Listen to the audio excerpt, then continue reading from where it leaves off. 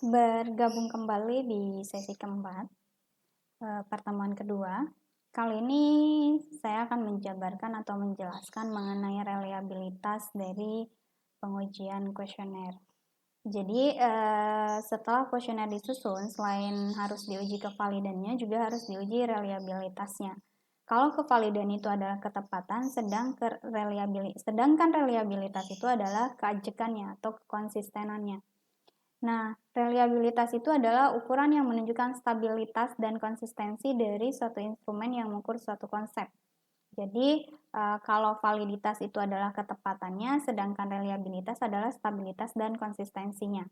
Nah, contoh dari konsistensi itu artinya jika sebuah instrumen terdiri dari sejumlah item pertanyaan, misalnya kuesioner untuk menilai depresi, maka skor dari masing-masing item pertanyaan seharusnya berkorelasi dengan skor semua item. Jadi kita bicara lagi tentang hubungan antara skor masing-masing dari item pertanyaan dengan skor semua itemnya. Jadi dia harus berkorelasi. Itu artinya konsistensi, jadi ada hubungannya. Kemudian kalau stabilitas, misalnya kita memiliki sebuah timbangan untuk mengukur berat atau bobot bayi. Sebuah timbangan berulang kali mengukur 5 kg, kemudian plus minus 0 kg dari bobot bayi, sedangkan timbangan lainnya mengukur 5 kg, kemudian perbedaannya adalah plus minus 4 kg dari bobot bayi yang sama, maka timbangan pertama itu lebih stabil. Jadi timbangan pertama diukur menggunakan bayi yang sama, misalnya satu bayi diukur berkali-kali menggunakan timbangan yang sama dan ternyata beratnya tetap sama. Tidak ada perbedaannya 0 kg dan lainnya sebagainya. Tapi ketika menggunakan kilogram yang lain ternyata ada perbedaannya. Berulang-ulang kali dipakai tapi ternyata ada perbedaannya. Dan perbedaannya itu kurang lebih 4 kg sehingga timbangan yang satunya ini tidak konsisten atau tidak stabil. Maksud saya tidak stabil. Kalau konsisten itu berkorelasi dengan skor semua itemnya, sedangkan stabil itu nilainya harus sama. Kemudian reliabilitas itu alat ukur yang reliable itu tidak hanya perlu konsisten secara internal, tetapi juga konsisten secara eksternal, mencakup stabilitas alat ukur ketika digunakan pada waktu berbeda. Contohnya misalnya kuesioner WebQual 1 sudah saya susun di tahun 2019, kemudian saya gunakan lagi di tahun 2020, tapi tetap stabil. Kemudian pengukur sama pada dua kesempatan berbeda. Jadi misalnya saya menggunakan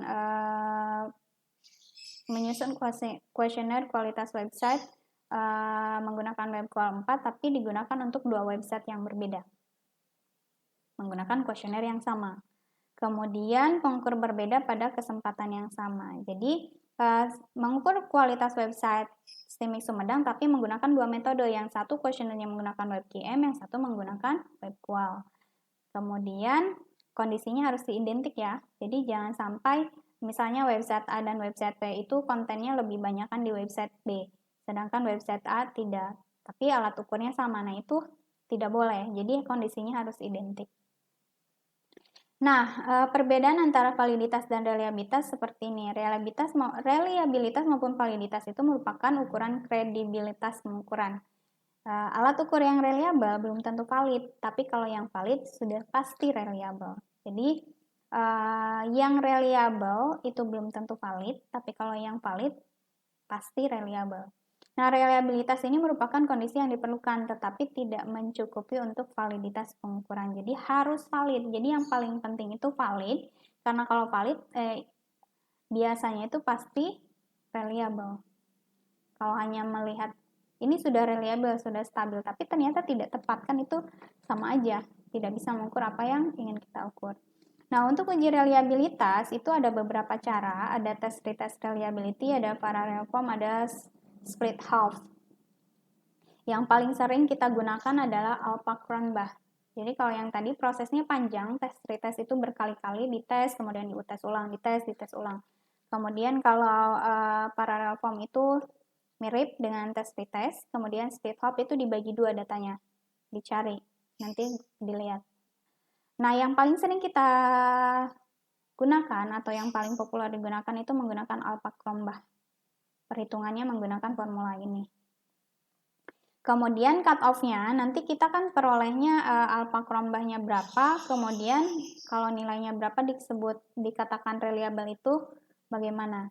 Nah, jadi ada dua, di sini saya ambil dari dua referensi, yang pertama menurut Strainer dan Norman dan Garson, kemudian yang kedua adalah Bisma. Kalau menurut Strainer dan Norman, ini cut off-nya 0,7. Jadi instrumen dikatakan reliable jika nilai alpha krombah yang diperolehnya lebih besar atau sama dengan 0,7 atau minimal nilainya 0,7 baru dikatakan reliable. Nah, sedangkan menurut Bisma, cut off-nya lebih kecil 0,6. Instrumen dikatakan reliable jika nilai alpha krombahnya lebih besar atau sama dengan 0,6. Jadi ini tergantung rujukan mana yang ingin Anda peroleh. Tapi ada juga beberapa yang harus dicatat, nilai-nilai ini tidak mutlak karena ada beberapa instrumen sosial, instrumen penelitian sosial itu yang ternyata nilai reliabilitasnya masih bisa diterima, sehingga Anda tidak mutlak harus menggunakan cut off yang ini 0,6 atau 0,7, tapi harus cari juga rujukan yang mendukung hasil dari kesimpulan yang Anda peroleh itu, misalnya alpha krombahnya 0,4, tapi ternyata di referensi lain untuk penelitian sosial itu 0,4 itu masih bisa diterima, sehingga itu masih bisa diterima juga, karena memang penelitian-penelitian sosial itu kadang nilainya agak sulit mendapatkan nilai reliabilitas yang tinggi, karena kan kebanyakan penelitian sosial itu mengukur persepsi dan lain sebagainya. Nah, untuk meningkatkan reliabilitas sama seperti validitas, karena kadang reliabilitasnya itu nilainya kecil, caranya adalah memilih item-item pertanyaan untuk alat ukur, lalu menguji konsistensi internal dan stabilitas alat ukur melalui suatu pilot study. Jadi, sebenarnya di dalam sebuah penelitian itu, sebelum ke penelitian inti, harus ada pilot survey dulu, tapi karena biasanya terkendala waktu, biaya, dan tenaga, biasanya langsung sekali jadi.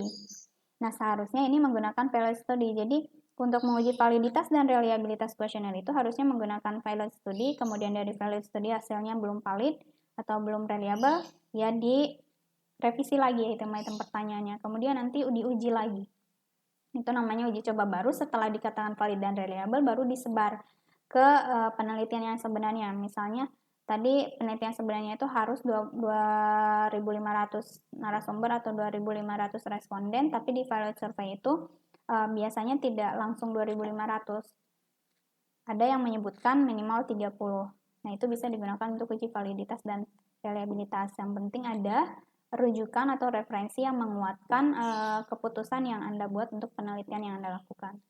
Kemudian menghilangkan variasi pengukuran antar pengamat dengan menggunakan orang-orang terlatih dan termotivasi. Jadi jangan sampai misalnya Anda mencari narasumber atau responden misalnya di mall. Kemudian di mall itu kan biasanya orang-orang lagi asik-asik shopping, terus Anda ganggu dan merasa tidak nyaman, dia ngisinya cepat-cepat. Nah, jangan sampai seperti itu. Harus yang termotivasi. Oh, oke, saya bisa bantu dan lain sebagainya. Kemudian menghilangkan variasi pengukuran intra pengamat dengan mengurangi sumber variasi eksternal seperti kejenuhan, kelelahan, lingkungan berisik yang berpengaruh pada subjek penelitian maupun pengamat. Kalau saya misalnya narasumbernya adalah mahasiswa, itu biasanya saya berikan langsung di kelas supaya lingkungannya itu dibakukan. Ini ada hubungannya dengan yang nomor 5, membakukan situasi atau konteks lingkungan yang penggunaan instrumen. Jadi saya kasih waktu untuk mengisi supaya menghindari kejenuhan, kelelahan, dan lain sebagainya. Kemudian melakukan koreksi terhadap pengamat berdasarkan kalibrasi alat ukur dalam studi reliabilitas. Nah, ini perbedaannya kalau uji validitas dan reliabilitas itu, kalau uji validitas kita mengukurnya setiap itemnya, item-itemnya ini diuji validitas terpisah dengan uji validitas ini. Terpisah juga dengan uji validitas ini. Jadi tergantung dari dimensi-dimensinya. Kualitas informasi ada 6, berarti nanti ditotalkan baru dikorelasikan. Nah, itu validitas. Tapi kalau reliabilitas itu per dimensinya. Semua item ini nanti dapat 1 alpha krombah. Yang ini juga nanti dapat 1 alpha krombah. Semuanya dapat 1 alpha krombah. Nah, untuk bagaimana cara kita menguji validitas dan reliabilitasnya ada di video berikutnya.